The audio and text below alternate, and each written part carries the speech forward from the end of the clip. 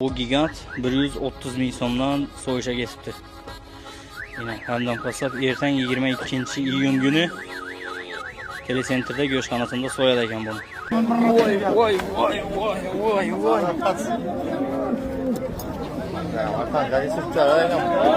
Tanka. Ağla bu ne? Voy.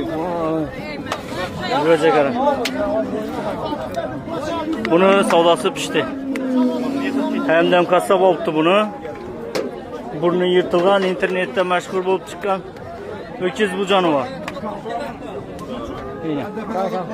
Neçe kilo geledi ekan bu? Vay. Yelkelere kadar. Tart azra katır. Alaman mal öttürdü. Durdu.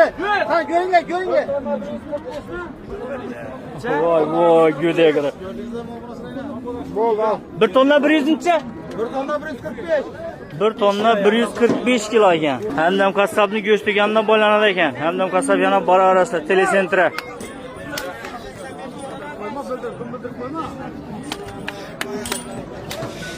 Oğla yüklendi yine bu.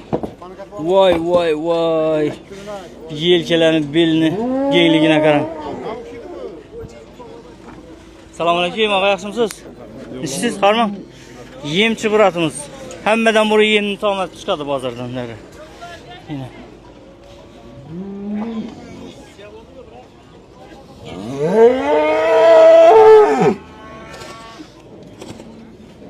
Burnu yırtılgan bu canavarni.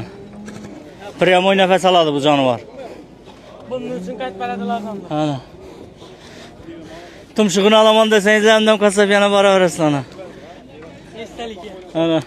Ajoyib.